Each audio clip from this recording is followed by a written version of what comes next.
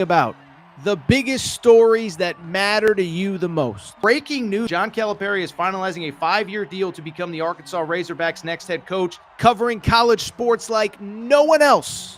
The biggest guests in sports. We now welcome in Hall of Famer Jim Calhoun. Such a pride I had, I came to connect. The legend, Tim Tebow, joins us. We'll run it back. I like it. The legend, Herschel Walker.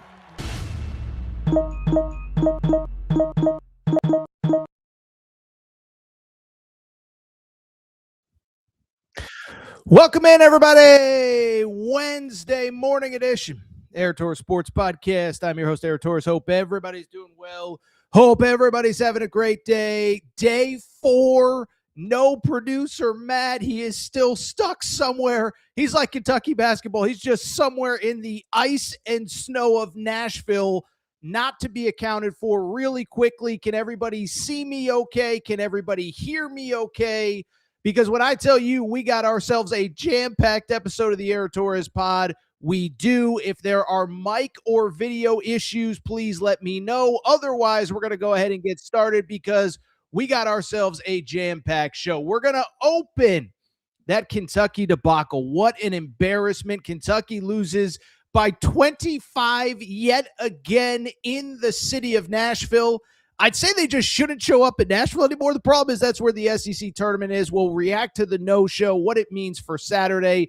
Speaking of Saturday, we'll talk about another incredible effort from Darius Acuff, the Arkansas point guard. I'm starting to think this is the best guard in all of college basketball. We'll talk a little bit about UConn. Listen, I'm a UConn guy, but now we have 5 wins out of 6 by single digits, multiple overtimes. Dan Hurley in his press conferences having to address, like, we just don't have that killer instinct right now. Number 2 team in the country, 20-1 and struggling. And from there, we will talk about the night in the Big Ten. Purdue loses its 3rd straight. By the way, that Nebraska-Michigan thriller in a top 10 matchup. Before we get started, a couple quick reminders. One, make sure that you are subscribed. Aaron Torres Pod YouTube channel.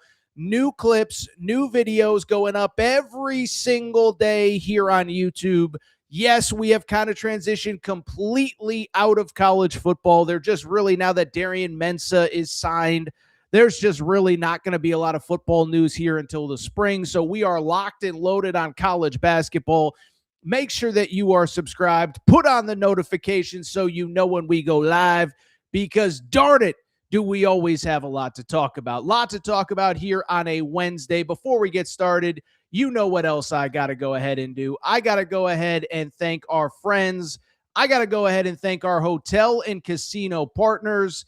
I got to go ahead and thank Circa and the Circa Sportsbook. Okay, so bottom line, by now you know the story. But listen, Circa is just an incredible partner. A place that, listen, when I'm in Vegas, there is no place that I prefer to go more than Circa.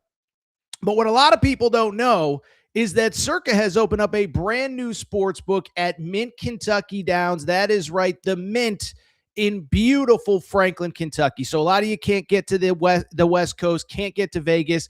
The brand new Circa Sportsbook, Mint, Kentucky Downs in Franklin, Kentucky. All of the same beautiful amenities as the one in Vegas, all of the same beautiful hospitality. I was there a few weeks ago when I was down in Nashville. Unbelievable spot. It's only about 40 or so minutes from Nashville, 20 or so minutes from Bowling Green. And the bottom line is, listen, when you on a Saturday, on a Sunday, as we get more college hoops, by the way, many of you probably are largely stuck at home or can't work. You just need something to do. Go check out the Mint, brand new sports book, Circa Sportsbook at Mint, Kentucky Downs in Franklin, Kentucky. We really do appreciate the support of Circa Sportsbook and, again, their continued support of the Aaron Torres Pod. With that said, it is a busy Wednesday in the world of sports. There is no more time to waste. So, folks, let's go ahead and do it. Let's get to the topic of the day. Topic of the day, listen, biggest individual game, I would say. By the way, we're going to have a lot of talk about a lot of games. Drop your questions, drop your comments. We will always obviously prioritize super chats here. But bring it up because, listen, there was a lot that happened on Tuesday night. Purdue loses a third straight. You have a top 10 matchup with Michigan and Nebraska. But to me, the single biggest story of the night is this continued yo-yo up and down with the Kentucky Wildcats. Okay. And to be totally fair, we always try to be transparent on this show. Over the last couple weeks, I have tried to, and I think I've been fair. Listen, when Kentucky was getting blown out in November and December, we talked about it. But coming into this game, Tuesday night, Kentucky had won 5 straight. And I think even more than winning 5 straight, they had kind of found this identity, right? The identity being, listen, we're not perfect. Listen, we're dealing with injuries, but we are scrappy. We play hard. A new guy steps up every night. Some nights it's Denzel Aberdeen. Some nights it's Colin Chandler. Pick the night. It's a different guy.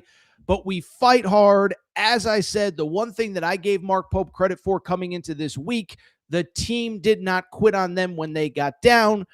Here is the issue, though.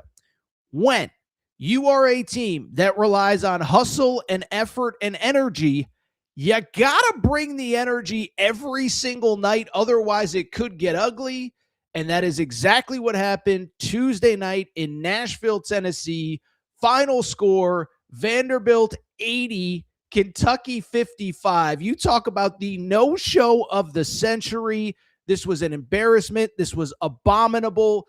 And let me just put it like this. I tweeted this out from my own personal account of like, you know how bad it got? Within about 5 minutes, you kind of knew it was over. I tweeted, quote, "We all have a very limited time on this earth. I'll never forgive myself for spending 2 hours of it watching this Kentucky Vanderbilt game. Great effort by Vanderbilt, but man, what an absolute no-show by Kentucky." So let's go ahead and dive in. It was bad. It was ugly. Now, before we get into the Kentucky side, it is worth spending a minute or two on Vanderbilt. Listen, not only is this a good team, but this is a good team that showed up ready to play. And if we're going to criticize Kentucky, we should at least spend half a second acknowledging Vanderbilt, right? Mark Byington, year 2. And I think the thing is, like, look, it's not like Vanderbilt, the situation was perfect for them. Second leading scorer was out. This was a week in which Nashville obviously is just this crazy, crazy, crazy area. We still have over 100,000 people at last check without power. Producer Matt is one of them. He hasn't been with me since last week. Mark Byington has been sleeping in the office. So, like, it's one thing for Vandy to beat Kentucky. It's another thing for Vandy to beat Kentucky in this chaotic week. And I'm not saying things were perfect in Lexington. I get it with the weather. But this chaotic week where the staff is sleeping in the building, where you don't have electricity, and they just show up completely ready to play. Tyler Tanner was great. Tyler Nickel was great. Devin McLaughlin was great. But McLaughlin was great. But this isn't a story about Vanderbilt. We know they're a good team. They're a top 20 team. They're going to the NCAA tournament. Now, it's worth noting, they weren't playing perfect in their own right coming into this game either. This was a team that had lost 3 or 4 games coming into this one. So it's not like they're this, Vandy is the immaculate force meets the immovable object. They're a really good team, but they got boat raced by Arkansas last week. They lost to Texas on the road. This is a team that also lost to Florida over the weekend. So it's not, or Florida last week.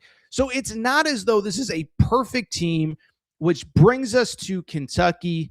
And man, oh man, oh man, what a complete embarrassment. I'm going to drop some stats that are going to blow your mind. Okay, so first of all, I think what's embarrassing about this game, for those of us who actually stuck with it, and listen, it's my job, so, nobody's feeling sorry for me, but like, I watched it because I knew I was going to talk about it today. But the crazy part about that game was anyone who watched it knew within about 5 minutes, 6 minutes, 10 minutes, you knew the game was over. And I know Kentucky has made this thing of these big comebacks, but listen, this was a game when you're talking about Vanderbilt versus Kentucky, that it was 15-4, 7 minutes into the game. It was 24-10, 11 minutes into the game. It was 29-12 at the under 8 timeout. So there was never a moment where you felt like, oh, here comes the vintage Kentucky run. It's like, no, that's just not going to happen tonight. And in many ways, the loss on paper actually wasn't quite as bad as what it looked like on the court. You know, Kentucky had 41 points with about 6 minutes to go. So when they lose 80-55 by only 25 points, guess what? What it means is that they actually had to rally to get to 55 points. This was a game I didn't think they were going to break 50. It was that bad. It was that ugly. And I got to say this is, again, I'm going to be fair. I know there's going to be people in the chat. Oh, Torres, you pick and choose with Kentucky. Well, listen, I have to react to every team in real time. Sometimes you're playing well, and I'm not going to criticize you when you're playing well. Sometimes you're playing poorly, and I'm never going to be a sunshine pumper and say, everything's fine, everyone take a deep breath. But what is clear about Kentucky is this, is that, listen, forget, national championship number 9, which, by the way, Mark Pope wouldn't stop talking about in the preseason. We see number 9 everywhere. Okay, well, we're a long way away from that. Forget about all the other stuff. What matters is this, is that Kentucky does have an identity, and it's not a good one, and it's not an identity that any fan should accept. I understand that Kentucky is down 3 key players to injury, okay? But first of all, let's call a spade a spade. The Jalen Lowe stuff you could not account for, I get it.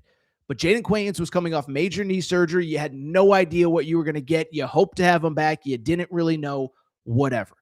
And Cam Williams is a very good player, but Cam Williams wasn't going to swing the season one way or another from a 1 seed to 15-7. And so that's not a disrespect to Cam Williams. But guess what? Everybody deals with injuries. BYU has 3 season-ending injuries to at least role players that they thought were going to be part of their team this year. They're 17-3. Only losses to number 1 Arizona, number 2 UConn, and Texas Tech, which is in the top 15. UConn's been dealing with injuries all year. We're going to get to them in a minute. Tarris Reed in and out of the lineup. Braylon Mullins in and out of the lineup. Did not play again on Tuesday night. So everybody deals with some sort of injuries, and that cannot be an excuse. And it cannot be an excuse for this. It cannot be an excuse for completely just not showing up on a very regular basis, okay? So Matt Jones, Kentucky Sports Radio, tweeted this out. I think I knew this stat, but it kind of blew me away. Okay, so Matt Jones on Tuesday night tweeted this from the Kentucky Sports Radio account. By the way, graphics are not great. Producer Matt, much like Mark Byington, without power right now, so he is not available to help me. Matt Jones tweeted, Kentucky has played 8 games this season on road or neutral sites. They have been down double digits in all of them. They have been down 17 in 7 of their 8 games away from Lexington. Those are mind-blowing stats. Let me read them to you again. Kentucky has played 8 games away from Lexington, road or neutral.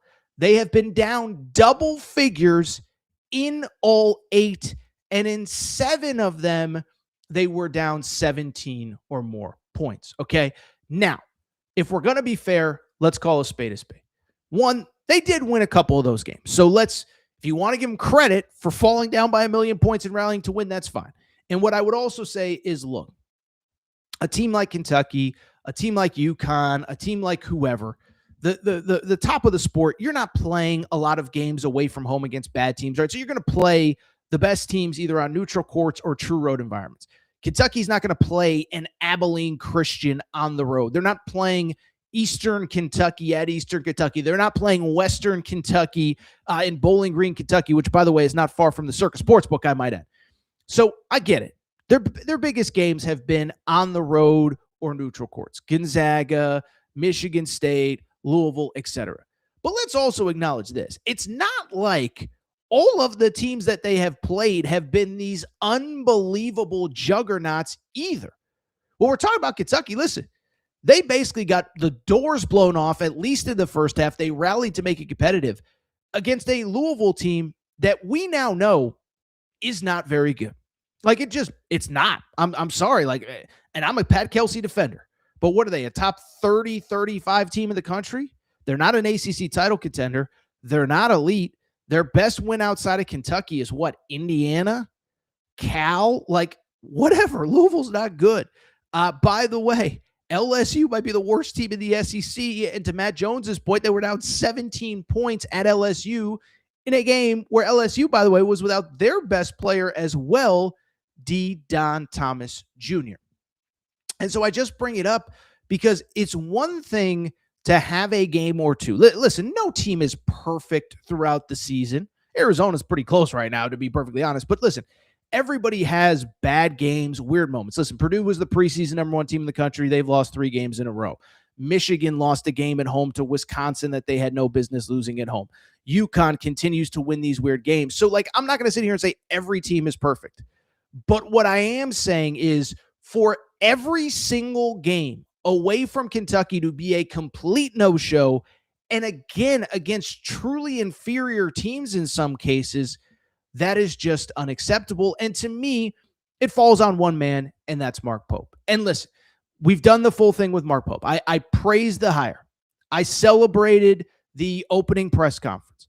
I thought he did an incredible job in the portal last season. And in his defense, it was, I think we thought at the time, a very successful first year.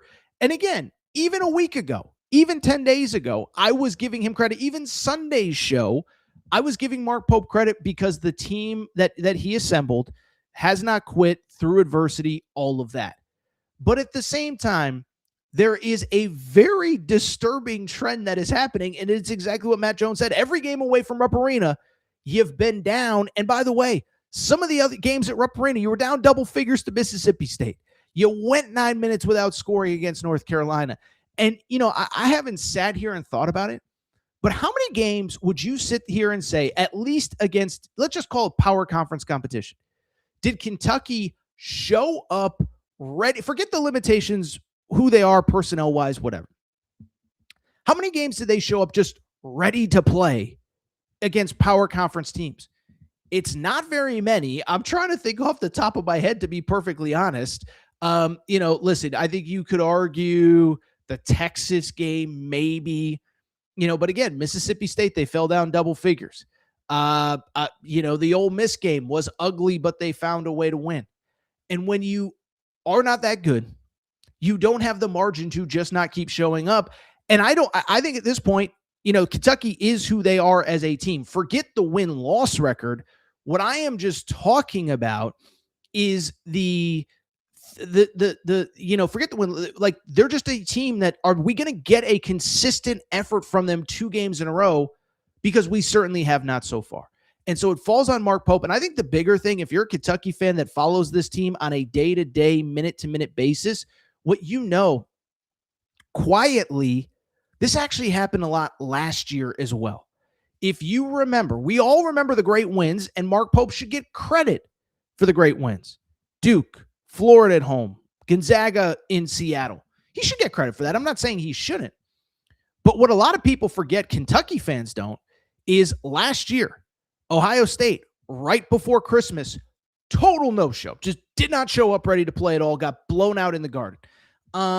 Georgia, never competitive. I think they rallied. I'd be lying if I say I remember the Georgia-Kentucky game from a year ago vividly. It was actually during the California wildfire, so I was actually staying at a hotel at the time. That's what I remember about that game. But I remember Kentucky no-showing in that game. You go through the rest of the schedule a year ago, there were more than, you could count on probably more than one hand, frankly. Ole Miss, I vividly remember, was a game that they just no-showed. Start to finish, it wasn't close, it wasn't competitive. And so I just bring it up. I want to be fair to this team and this program and this coaching staff. But this is now a trend where you just do not show up ready to play every single game. I understand nobody's perfect, but again, go through the top of college basketball. Pick a team. Pick a team in the top 10, top 15 where, teams lose, but how many times a year does Houston show up not ready to play? How many times a year does, I don't know. How many times this year has Vanderbilt showed up not ready to play? They've lost to teams because those teams are better. I don't know. I would say that any of their losses, maybe I don't even think I think Arkansas is just a really good team. And so complete no-show from Kentucky. This is bad, and I don't think it's getting better. Now, people were asking in the chat already, Mark Pope's future. Listen, I am still of the belief, I think they're going to do enough to make the NCAA tournament, because when they do show up semi-ready to play, there's enough wins left on the schedule. The St. John's win is going to, stand up over the test of time, whatever. I think they're going to get enough wins to get in the NCAA tournament, and I think Mark Pope is going to get next year. But what I keep going back to, there needs to be a reset on a lot of things. One, you got to recruit guys that fit your system. We've talked about that. I don't care if it's a 2-star dude from San Diego State, and that's not a criticism of Lamont Butler, who I love. I'm just saying, I don't care if it's Ansley Almanor who played at Fairleigh Dickinson. I don't care if it's dudes you don't have to go after the biggest names. Get people that fit this system. Get people that are proud to wear that jersey, and get people that, for the most part, show up ready to play. Now, again, even last year, these were the issues. But man, oh man, this is just so bad, so embarrassing, and I don't even know what else there is to really say about this team. So this is what we're going to do. We're going to take a quick break. We're going to come back. I'm going to get to a bunch of questions. I see the chat is humming. Then we're going to talk about the rest of a busy Tuesday night in the world of college hoops. UConn keeps winning. Kind of ugly. Kind of the opposite of Kentucky. They keep finding ways to win even though it's ugly. Then we'll talk about Arkansas, Darius Acuff. We'll talk about the top 10 matchup with Michigan and Nebraska. Drop your questions. Drop your thoughts. We'll prioritize super chats. Quick break. Word from our partners. Be right back. All right, we're going to get back to the show in a minute. But before we do, you know what we got to do. We got to thank our friends. We got to thank our partners. We got to go ahead and thank Cauley Puffs and CauleyPuffs.com. Yeah, you see the logo on the back of the screen right here. Okay, so I've told you all about Cauley Puffs, but family-owned company, not far from where I live. Joey, a huge sports fan. And one day he was sitting on the couch and he said, you know what? I need a snack that is both healthy but delicious, something my kids are going to love, something my family's going to love, something I'm going to love. And so he came up with Cauley Puffs. This is the new age health food snack. You don't need to go to the grocery aisle and buy all that crap, the Doritos, the Fritos. No, my friends, you need Cauley Puffs. Baked, not fried, avocado oil, no grease, healthy ingredients. But here's the best part. They taste freaking delicious. Actually, there's another best part. In addition to tasting delicious, in addition to being healthy, they are also taking care of listeners of the Aaron Torres pod. Okay, so check this out. All you got to do is go to CauleyPuffs.com. That's CauleyPuffs.com, CauleyPuffs.com, and you can get 15% off any purchase with the promo code Torres. That's Torres, Torres. It's that simple. 15% off any purchase. 1 bag to try them out, 100 bags to cater a party. Doesn't really matter. Promo code Torres. CauleyPuffs.com gets you 15% off. Cauley Puffs also available on Amazon. You obviously can't get the promo code there, but CauleyPuffs.com, promo code Torres gets you 15% off any purchase. Thank you to our friends at Cauley Puffs.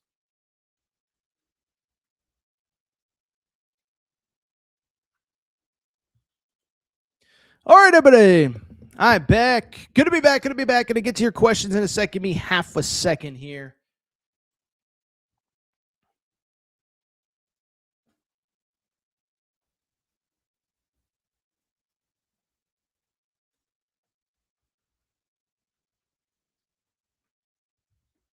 Of course. Give me 1 sec, people.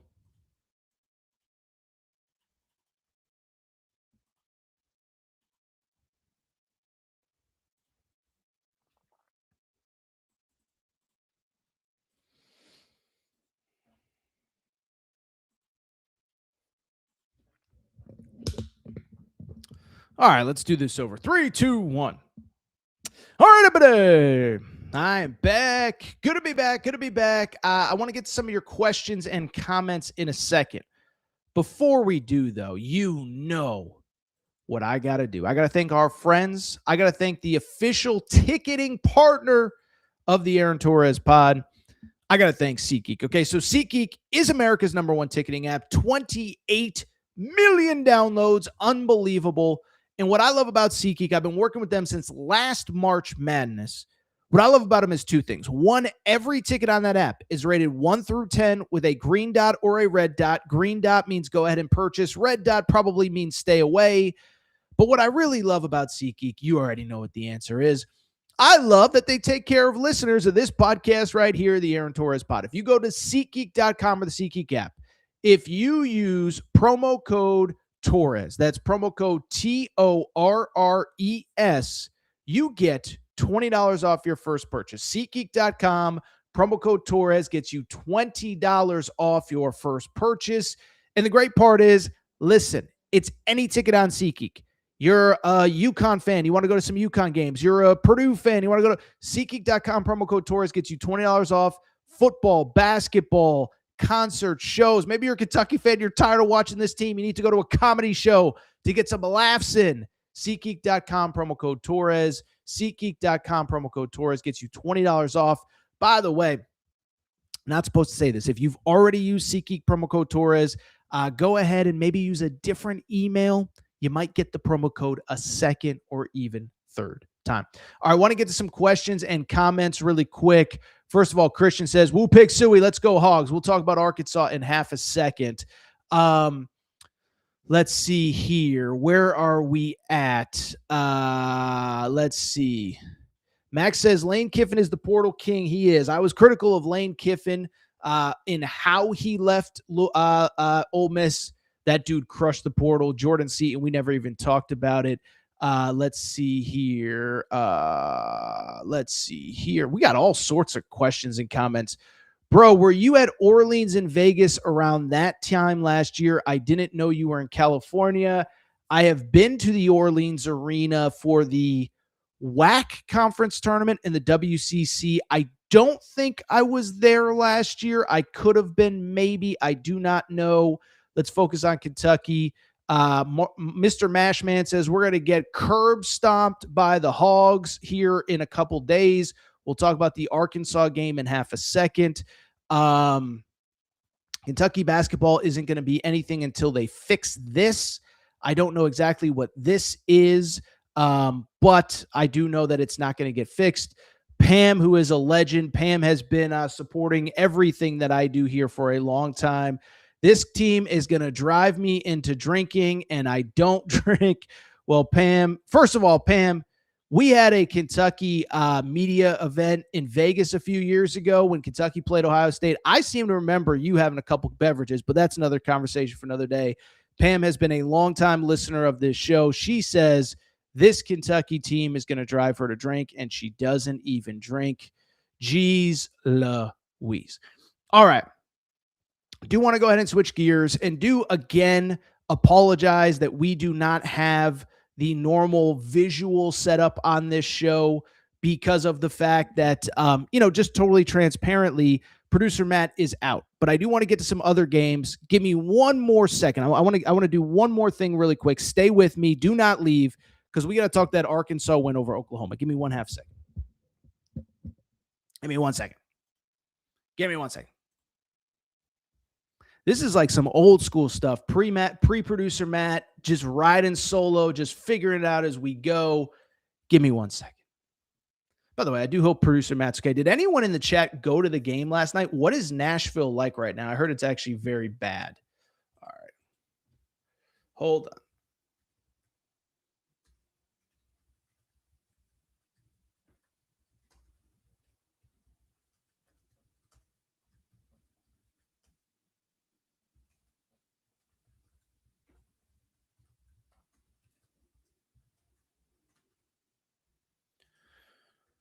Okay.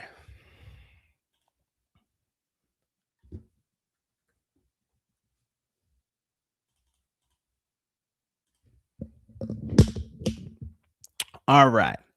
Let's go ahead, keep the conversation going. We appreciate everybody joining us on a Wednesday afternoon. Let's switch gears. Mr. Mashman did say a second ago, where was it? By the way, make sure, as always, we have started a free email newsletter, completely free to your inbox every single day. This is everything going on in the world of college sports at this point in time with the portal, with NIL, Everything you need to know every single day is there. Make sure that you are subscribed and listening and following.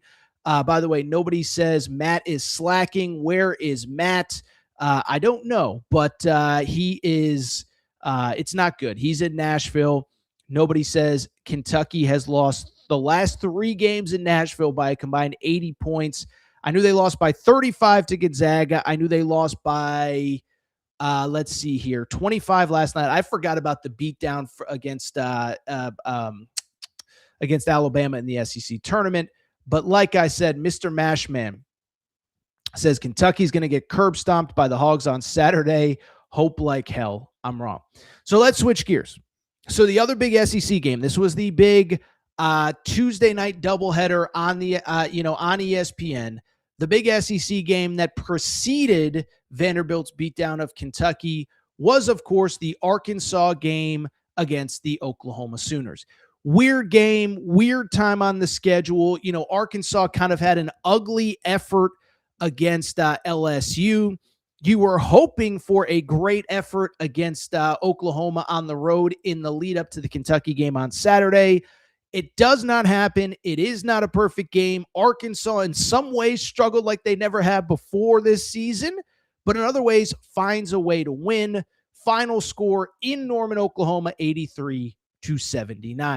What I think is interesting about this game, first of all, just a strange game. For people who do not know, Oklahoma, one of many places that did get hit by these crazy winter storms. And so what was interesting about the game was that it was free admission, right? It was basically like, if you can make it to the arena, go ahead, show up, go ahead, come out, go ahead and support these teams in this game. And so we got actually a very good atmosphere. A lot of Arkansas fans drove in. A lot of Oklahoma fans that I'm guessing would not pay to watch that lousy team showed up. But I bring it up because it was a crazy back and forth game. And Oklahoma, listen, I'll say this with Oklahoma. I know the win-loss record isn't pretty. They got some dudes on that team. Darian Reed is a former McDonald's All-American. Listen, Xavier Brown, Nigel Pack, I thought were some of the better players in the transfer portal. Win-loss record isn't great. They have guys that are difference makers on that team. And early on, it was like, oh my goodness, is Arkansas going to take a loss going into the Kentucky game? I saw people saying, even Kentucky fans, like, I don't want Cal pissed off coming into the Kentucky game off of a loss. I think Arkansas trailed by as many as 13 points in the second half. I know at one point, Oklahoma went on a 15-1 run, so it might have even been more than that. But Arkansas finds the way to get the win, 83-79. Couple thoughts on this game from the Arkansas perspective. Listen, let me say this. When the book is written, and maybe I'll write another book, who knows? I did it once upon a time.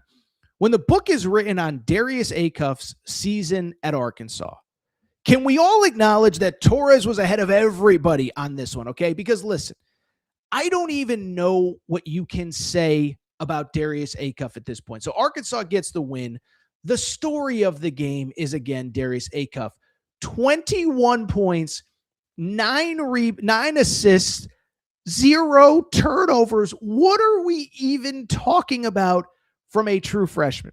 But when I say when the book is written, make sure to quote me.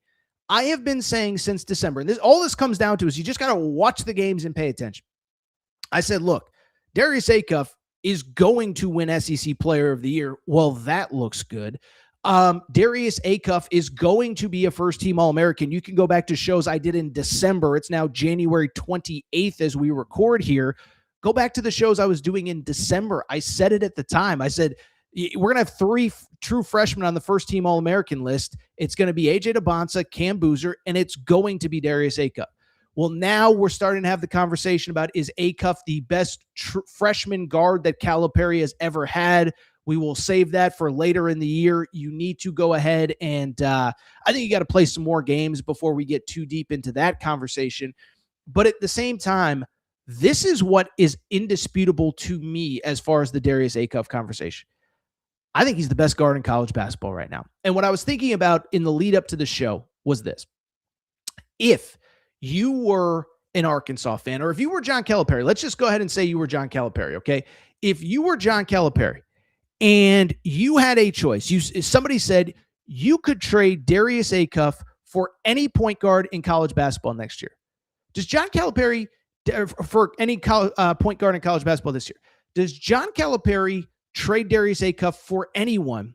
And I think the answer is no. And I'm not talking about NBA draft boards, and I'm not talking about, well, what about this, and what about what about his entire career and this guy setting this record? No, I'm talking about if John Calipari had to trade Darius Acuff for one guard in college basketball, I don't think that he does it. Listen, Darren Peterson's great. He's going to be the number 1 pick in the draft or number 2 pick in the draft, whatever.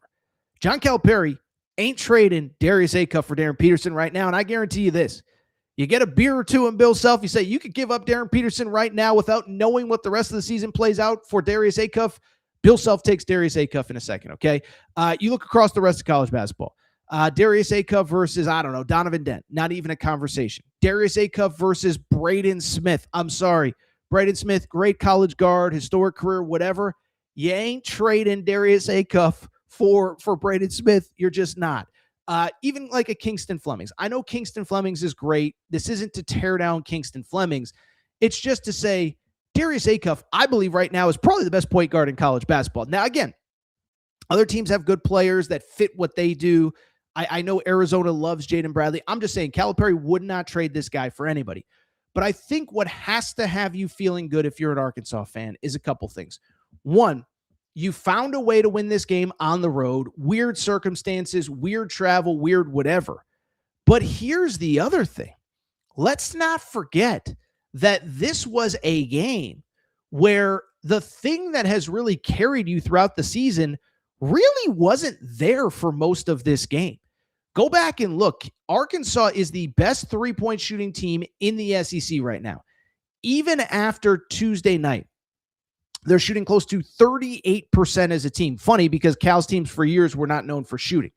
Well, I bring it up because in this game, they didn't attempt very many, and they certainly didn't make very many. 2 of 17 from three-point land. And so even after the game, I tweeted something like, wasn't pretty, but, and I had a lot of Arkansas fans correct me and say, dude, listen, it wasn't pretty, but the only thing that was really different between this game and every other game is the threes didn't fall, right? And so if Arkansas is a 38% three-point shooting team, they shot what? I'm not great at math here, but 2 of 17 is 12%. So if they shot, 6 of 17, which is still like 33%, they win this game going away, and it's not even close. But they found a way, and I think the other thing that stands out is you are sitting here at 16-5 and 6-2 in the SEC. And it hasn't been perfect, and there have been some no-shows. And you wanted to be better against Georgia, and you wanted to be better against Auburn. Okay, I get it. But at the same time, a few things are true. One, Cal's teams historically really figure it out in February. And so let's just work under the assumption, you don't want to put the cart before the horse, but you beat Arkansas, or you beat Kentucky this weekend. You're 17-5, 7-2 in the SEC. Who knows by then? You might be tied for first place if you're 7-2 going into next week, because Texas A&M still has 2 games. Don't want to diminish what they've done, but whatever. But you're not even playing anywhere close to well. And you're 16-5, 6-2, very much in the SEC title picture. And I think there are levels for this team to still go to. Carter Knox still hasn't totally figured it out. DJ Wagner, I think, is going to get more comfortable in that role off the bench. The big guys, I'll be honest, I still don't fully understand why Nick Pringle is playing as much as he is and why Malik Ewan isn't starting. Another conversation for another day. Maybe it doesn't matter if you keep winning, okay? But at the same time, when I look at this Arkansas team, it's incredible where they are. And here's the crazy part. You know what's actually very crazy? You forget, like, they were not very good last year at this time. Like, I don't think we remember just how bad they were. So we all kind of remember Arkansas, the 0-5 start in SEC play a year ago. We remember they were 1-6 going into the Kentucky game, which was, basically the same time on the calendar, but obviously a couple more games had been played, although I guess not. If they were 1-6, that's 7. So, whatever. The point I'm trying to make is this. This stat kind of blew me away, and I didn't pull up the tweet, whatever. But Arkansas, like, we think once they won at Rupp, they never lost again until the NCAA tournament. That's not true. Arkansas did not win its 6th SEC game of the season until March 1st of last year.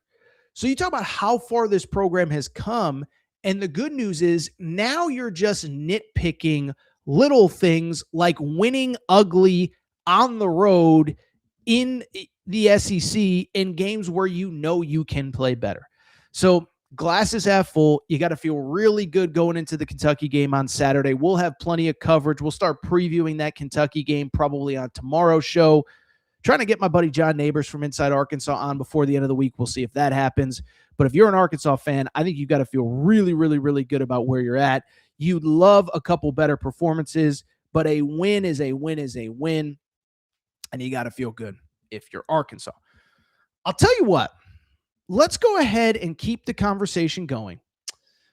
But let's switch gears about another team that keeps winning. But I don't know how good the fan base feels. Let's continue the conversation again. Team keeps winning. I don't know how good the fan base feels. I want to go ahead and talk the UConn Huskies. Okay. So UConn, unfortunately, is in the Big East. There are not a lot of super high-profile games in the Big East. And so because of it, they are not really on the national stage, the way that they normally would be. And they will be, as they get set to play St. John's and all of that, okay?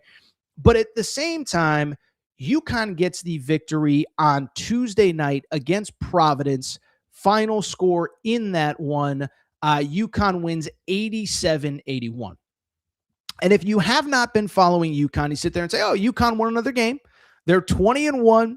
They're number 2 in the country. They must be incredible, and they're unbelievable, and there's nothing to worry about, and who even cares what's going on?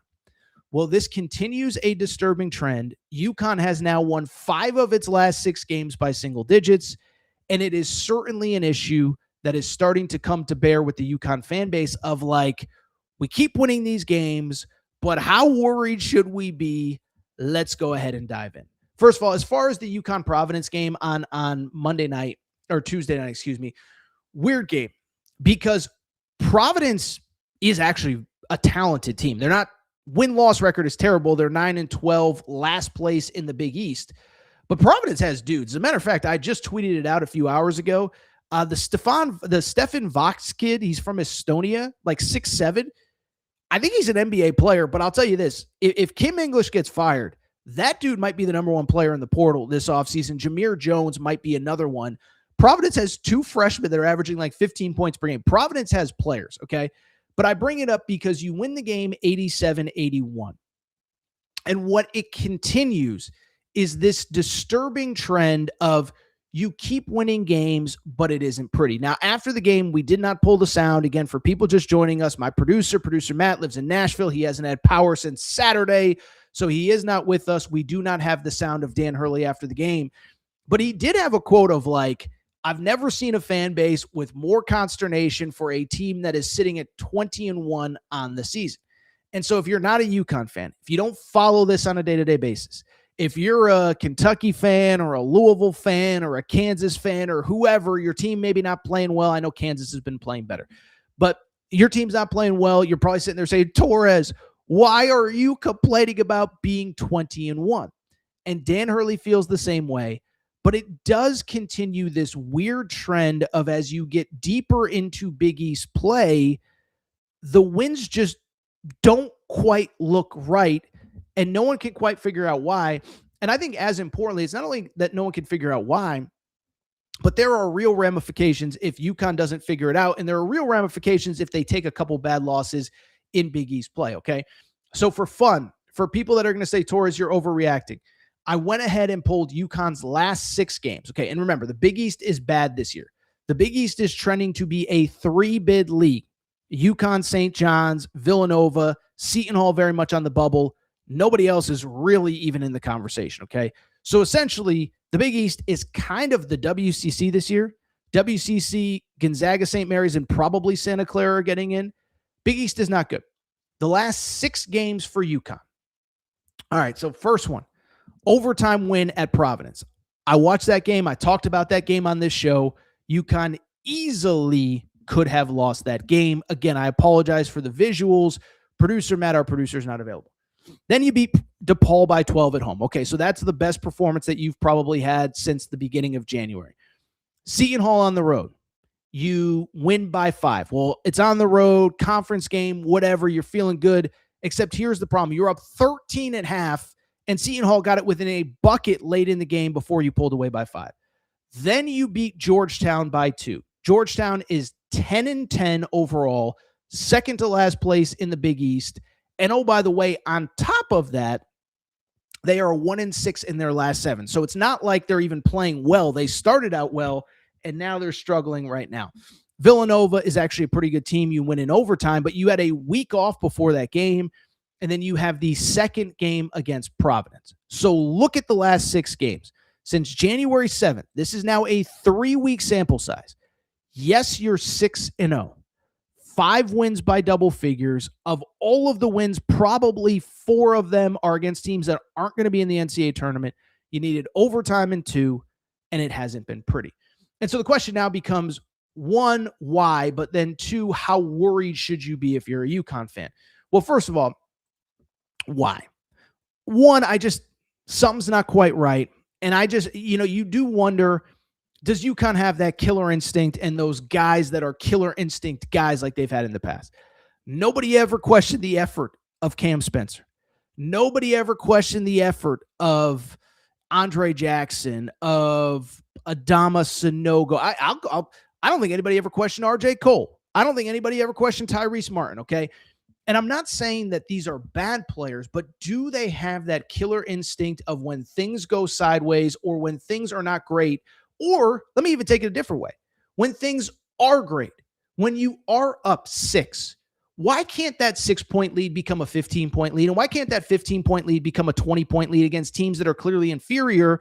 And what does it mean bigger picture? Because that's where the concern has to come in. Yes, UConn is 20-1. But one, among the quote-unquote tough games in the Big East, UConn still has a bunch. They have to play St. John's twice. Now, I know St. John's wasn't great in November and December. Guess what? They weren't great in November or December last year. They're now 15-5, 8-1 in the Big East. You don't show up ready to play against St. John's, they're going to beat your butt. Rick Pitino's got them playing at that level again where they're starting to play Rick Pitino ball. You also have to play against a Villanova team on the road here in the next couple weeks that very much easily could have beaten you and is very much a tournament team. You don't show up ready to go, you're going to lose that game. I'd also note this. You go to Creighton this weekend. UConn, for people who don't know the history, 1-4 in their last 5 games against Creighton on the road. Even in both title seasons, UConn lost on the road at Creighton. That's a place that's been a house of horrors for UConn for whatever reason. So I just bring it up because you have to start putting teams away and you have to start looking like the team that everybody expects you to. Now, I should mention, because I want to defend UConn a little bit here, injuries have been a thing, right? And so that's why injuries aren't an excuse for any other program, because if you look at UConn, Braylon Mullins started the year hurt, came back, got hurt again, missed the game on Tuesday night. Torres Reed was in the lineup, he was out of the lineup, then in, then out. Now he's back. I'm just trying to think here off the top of my head. Solo ball, there's something clearly not right. He's not shooting the ball well. If it's a wrist, if it's a hand, whatever it is, something is not right there. So I'm trying to defend UConn, but I'm also trying to be fair because there is an increasing amount of the fan base that is starting to be worried about this team. And I think what's important to me is this, if you're a UConn fan, is the pathway through the East region is what you want as the number 1 seed. All of a sudden, here's the issue. The top of college basketball is so good, you basically have no margin for error. You start taking bad losses. There are so many teams competing for those number 1 seeds, number 2 seeds, whatever. And I don't think UConn's going to be like a 5 seed.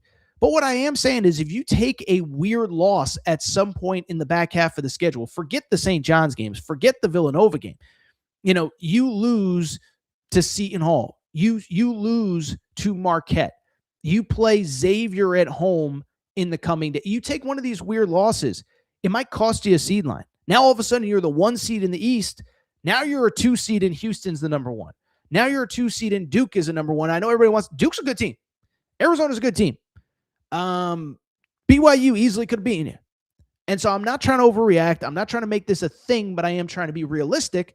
Now, I will say, if you want to be a glasses half full UConn fan, it is worth noting, and UConn fans have certainly noted this, January has been kind of a weird month for UConn.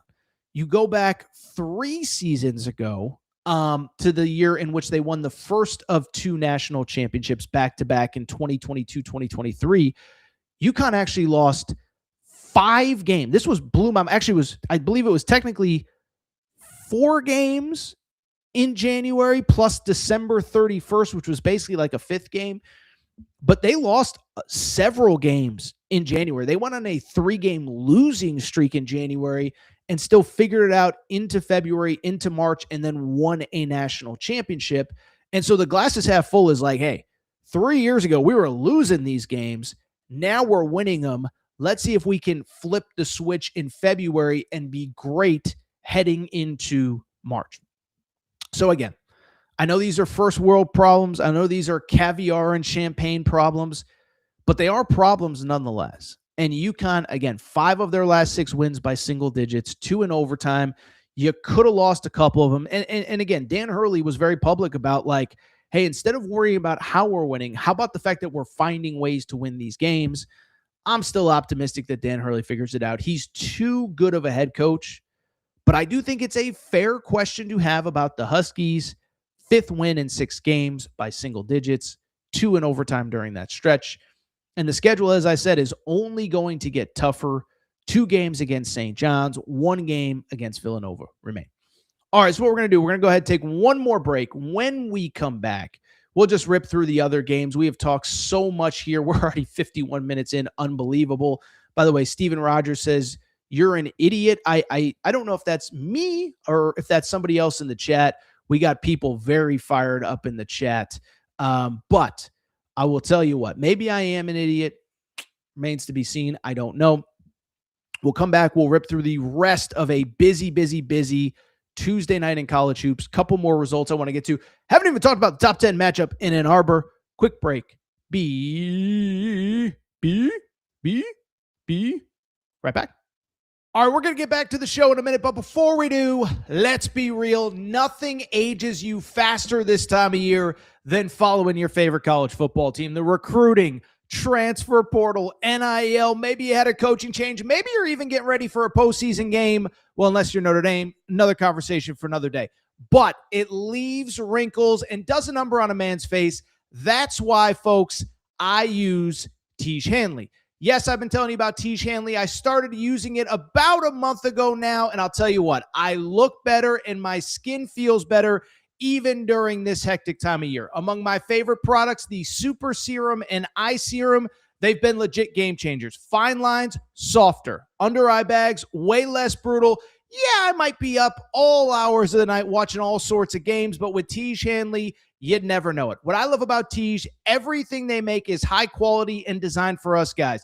They send you exactly what you need each month, so you don't have to wander around a store pretending that you know what all these labels mean. By the way, ladies, this time of year, this makes the perfect gift for the fella in your life who needs help, your dad, your friend, your coworker, whoever looks like he might have a couple wrinkles rolling in from watching too much film in the middle of the night.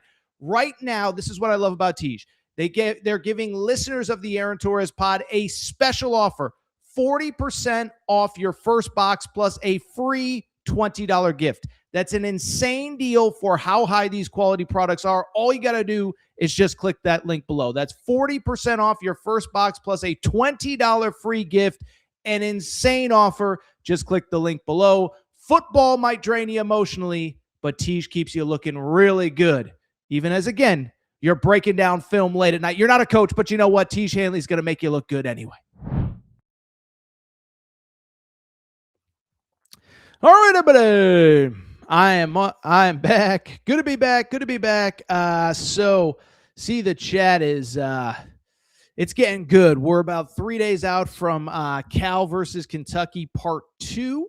We'll probably spend most of the show next week tomorrow previewing the game.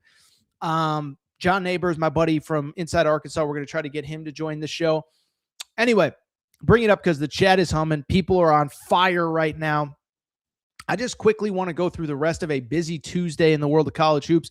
Not very much on Wednesday night. So again, a quick night. But want to go ahead and talk Tuesday night. And the one thing I will say is this. The top 10 matchup that everybody was anticipating, everybody was excited about, everybody was intrigued by, this game very much lived up to expectations. Top 10 matchup, Michigan versus Nebraska. Top 5 matchup, Michigan number 3 in the country, Nebraska number 5. What was interesting about this game is a couple things. Nebraska, listen, great season so far, great wins. They've beaten Illinois at Illinois. They've beaten Michigan State. So they're for real. But they were a 9.5-point underdog in this game. Their best big man and key player, Rake Mast, who's their second leading scorer, was out for this game with an injury. And so I think everybody kind of just brushed this off as like, yeah, Nebraska's not going to win this game and blah, blah, blah, blah, blah, and this and that. By the way, I should mention for people who do not know, Nebraska was one of only 3 undefeated teams left in college basketball coming into Tuesday night. Well, I bring it up because Nebraska does not get the victory. Michigan wins 75-72. You got to give credit to Nebraska, though, in a game where they were a double-digit underdog. They still found a way to keep things close, nearly win this game. And my takeaway more than anything is the same that most other people have, which is Nebraska's actually legit. I came away more impressed with Nebraska than Michigan. Now, as far as the details of this game, a couple things. One, first of all, I saw this on social media, 100% correct. Who the heck was broadcasting this game? For people who do not know, this game was on Peacock. NBC and Peacock have a lot of the Big Ten stuff now. And it was this crazy thing where I just assumed Hummel and Fanta, who's kind of their number one and, broadcast crew, were going to be on the call. Hummel and Fanta were on Indiana-Purdue. And I don't even know who was on the call, but it was amateur hour. And it was interesting. I saw people even saying this, like that Big Ten Plus, which is like the Big Ten app that has the Olympic sports. People were saying like the broadcasts on Big Ten Plus are better than what they saw in this game. What an embarrassment. The broadcast was embarrassing. It was awful. I think Nick Stauskas was on the color commentary. I don't know if this was his first game or what, but it was really, really, really bad. Bring it up to say, as far as the game itself is concerned, again, I think the bigger story is Nebraska. Nebraska coming into this game was 20-0, but again, I think most people did not think this was going to be close, going to be competitive, going to be whatever. Instead, it is a 3-point game. They led at the half. They led until late, and again, they did it without their best big guy. In this game, Price Sanford, probably their best player, best scorer. I don't know if he's their best player, 20 points. Jamarcus Lawrence was the guy that stood out. Really interesting story, by the way, on Jamarcus Lawrence. This guy was at Nebraska 2 years ago, transfers out, then transfers back in, and now he's just a dude. He's averaging 11 points per game, had 20 in this game. But overall, I thought it was a great showing for Nebraska. Now, they have Illinois coming up. It's going to be a tough game. As far as Michigan is concerned, I'll say this. I had Arizona fans on my behind because I basically said about 2 weeks ago, I said, I think Michigan's the best team in the country, even though Arizona's ranked number 1. I don't know that I can say that anymore. I know that Michigan is 19-1. They are now in a 4-way tie in first place in the Big Ten, in the loss column, at least, with Nebraska, Michigan State, and Illinois. But, you look at them and a couple things stand out. 3-point shooting has been kind of up and down because the guard play has been kind of up and down. Elliot Cadeau, a guy that I defended, good game, 7 points, 7 assists. But also in this game had 8 turnovers, which certainly is not going to get the job done. And he's a guy that's always been good, but he was a McDonald's All-American. That's not really who he is. Was a good, has been statistically a good 3-point shooter this year, but the shot is kind of in and out. And so I like Michigan. I do. I still think the court is as good as anybody. The guy in this game was actually Morez Johnson Jr., who played the best. And the one thing about Michigan is all 3 of those guys on any given day are capable of beating you. So Michigan gets the win. They are now 19-1 in their own right. Like I said, a 4-way tie atop the standings in the Big Ten. Nebraska, Michigan, and Michigan State all tied with one loss in the loss column. By technicality, Illinois is also tied as well. They have one less win because they don't play again until Thursday when they host Washington. By the way, for people looking ahead to the weekend, Michigan at Michigan State on Friday night. So clear your schedules if you're looking for something to watch on Friday night. That is a top 10 matchup. And then Illinois and Nebraska on Sunday. And so if Illinois wins Thursday against Washington, we're talking about a situation where the top 4 teams will play over about a 48-hour stretch, Friday night and then Sunday afternoon. Should be a good one. Let's keep it going. The other note, I keep saying there's a 4-way tie in the Big Ten. You know who is 2 games back in the Big Ten?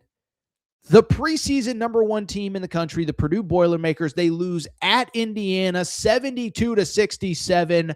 Now, what's noteworthy here? Curt Cignetti was in the building at Assembly Hall. Indiana just may never lose a game where Curt Cignetti is involved ever again. But Indiana gets the victory 72-67. Important win for Indiana. They did not have a single quad 1 win on the resume. They were not playing that well. 4-5 in the Big Ten, kind of beating the bad teams, not really beating the good teams. Well, they get the win over Purdue. Purdue has now lost 3 straight, okay?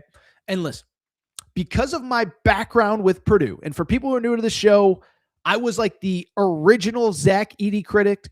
So no matter what I say about Purdue fans, there's a lot of arrows coming my way. So I always try to give Purdue the benefit of the doubt. But 3 straight losses, listen, Indiana's not very good. UCLA is not very good. They're both fringe tournament teams. Those are games that if you're a national championship contender, you should win. Now, the good news is they have time to figure it out. I mentioned it a minute ago. UConn 2 seasons ago when they won a national, or 3 seasons ago in 2022, 2023, they went on a 3-game losing streak in January. You can bounce back from this. But I mean, with Purdue, I would just sit there and say, you lost to Illinois at home. Okay, Illinois is really good. I get that. But you look at the rest of the schedule for Purdue, they still have at Nebraska, Michigan, Michigan State, and oh, by the way, I don't think a game at Iowa is very easy. And you did just lose to Indiana. And so to me, in a season where Purdue started with the preseason number 1 team in the country, with the Final Four in Indianapolis, you can certainly argue they're going to be there. I mean, they're a top 12, top 15 team right now. But if you're struggling against Purdue, if you're struggling against Indiana, I don't think you're at the top of the Big Ten right now with Michigan and Illinois, just team that just beat you, with Michigan State. And if you're not, again, that path back to the Final Four in essentially your hometown in Indianapolis, it's not great. So bad loss for Purdue, ugly loss for Purdue, 3rd straight loss. Credit Indiana, first quad 1 win in that game. One other result that I think is just at least worth noting, we don't have to spend a ton of time on it. Alabama beat the brakes off of Missouri. Why it's noteworthy, Charles Bediako still in the starting lineup for, or still in the lineup, I should say, for Alabama. They get the 90-64 win. Think it is funny. I'll tell you this. Had people say, I thought the weather was so bad in Alabama that you couldn't play basketball. You couldn't, because remember, the courts, basically closed on Monday and Tuesday, allowing Charles Bediako to extend that temporary restraining order.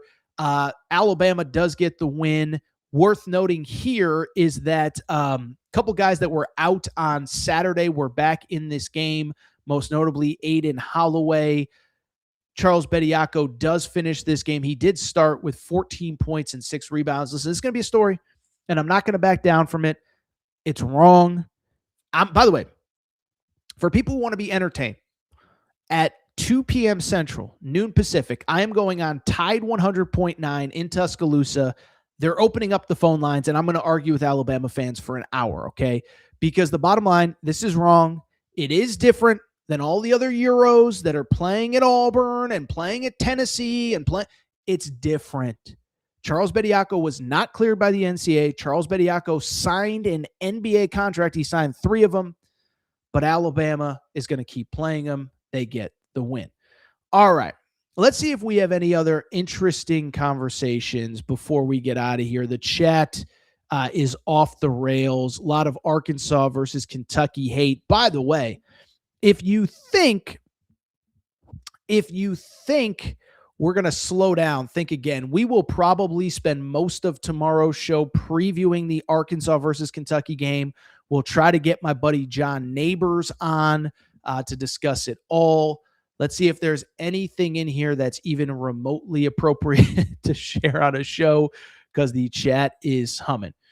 Kayla says, Aaron, do you think Kentucky will hire the right coach? LOL. So we talked about Kentucky to open the show. All I'll say really quickly is I have tried to refrain from Mark Pope can never be the guy. And I tried to, until today, say maybe he just needs to go back in the portal and maybe he just needs to get guys that fit his system better. And again, I mentioned it earlier, but go get the Ansley Almanors. I don't care if they're from Fairleigh Dickinson. Do they fit your system? Do they want to play hard? Whatever. But then it struck me that this issue of not showing up ready to play, it happened last year too. It happened against Ohio State. It happened at Ole Miss. It happened at Georgia. There's just way too many games that Mark Pope's teams do not show up ready to play. And that is just not acceptable. That's not acceptable it's not acceptable at any job, but certainly not in this one. Gene says, Michigan State on Friday, effing unreal. It's going to be a great game. We don't do too much Friday night reaction stuff. We might have to go ahead and do something because that game's going to be insane. Let's see here. ACC fell down a peg and SEC fell off a ladder. I actually disagree. I think the ACC is as good as it's been. Now, North Carolina isn't what North Carolina should be. Louisville, for all the criticism, is improved. Virginia, clearly improved. Best thing that ever happened to Virginia, Tony Bennett retired. Will Wade, I didn't talk about this game. NC State is now 6-2 in the ACC. NC State hasn't been 6-2 in the ACC since the 2005-2006 season. We're talking 20 years since they have had this record. Miami is 16-4, 5-2 in the ACC. I think the ACC is actually very good. The SEC is not even close to what it once was. So yeah. Pam says, I love a good fight in the chat. Arkansas sucks. So we'll preview that game tomorrow. There was one other thing. Doug says, I don't believe the SEC will be playing for a national championship this year. I don't either. I still think Arkansas has the highest upside. I think Florida, if they can get consistency, they can get consistency from the guards, maybe, but they just haven't gotten that consistency from the guards. So, yeah. All right, I think that's it. I think we'll go ahead and get out of here. If you're not subscribed, make sure to do so. By the way, I mentioned it. We have the NIL, we have the Inside College Sports email newsletter, comes to your inbox every single day. By the way, I see now that Bruce Pearl was talking about Dan Hurley and UConn on the show the other day. I wish I had heard that audio because I would be curious to hear what Bruce Pearl had to say after the game. I did not see that they talked about it. But Inside College Sports, free email newsletter. Make sure to sign up in this portal NIL world. I think it's a great resource for you to have to know what's going on in the world, who's spending what are the crazy lawsuits, who's trying to leave what school, all that good stuff. All right, I think we're going to go ahead and go. Again, CawleyPuffs.com, promo code Torres gets you 15% off your entire purchase. SeatGeek.com, promo code Torres gets you $20 off. SeatGeek.com gets you $20 off. Okay, this is interesting. This might be a good topic for tomorrow's show. Do you think it's okay for AP voters and potentially March Madness selectors forget their official title to punish Alabama for signing a G League player? This is a great question. So for people who did not see this, by the way, there's some reference to political stuff in the chat now, so the chat is really off the rails.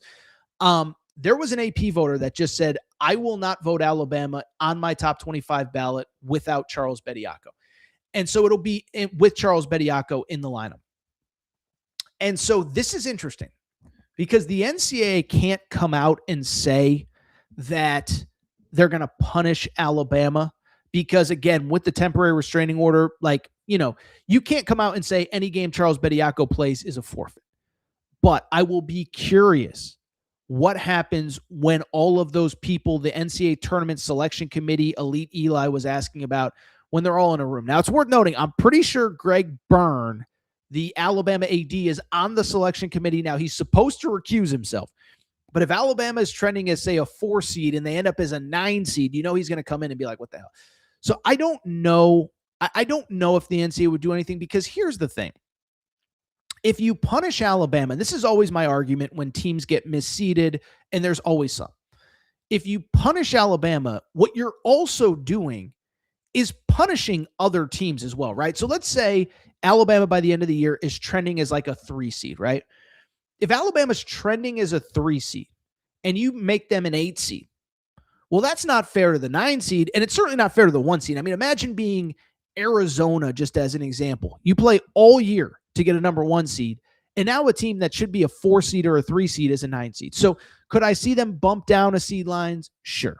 Could I see them, I don't know where all the regionals are, but say there's a regional in Birmingham that they could hypothetically go to, and let's say they could hypothetically ship them to Boise. Yes, I could see that, but I don't see them being left out of the tournament, whether that's right or wrong, I would add. And I don't see them necessarily not being in the tournament or even being significantly dinged. I think they should be. As I said, I think the NCAA should just say any game that he plays as a forfeit does not count, and you have a problem with it, you can see us in court. Because, again, he's only eligible for another semester. So just fight it for another 6 weeks, and then it's a non-issue. If every game he plays is a forfeit, they're either out of the tournament or they stop playing him. That's my thought. All right, let's get out of here. Again, reminder, SeatGeek.com, promo code Torres does get you $20 off your first purchase. SeatGeek.com, promo code Torres gets you $25 off your first purchase. We're going to go. Appreciate everybody's support here on a Wednesday morning. We'll be back Thursday, start previewing the big game. Shout out to Torrent Craig. Shout out to Rachel, who hates my voice. Shout out to JJ Redick, you F-head. Unblock me.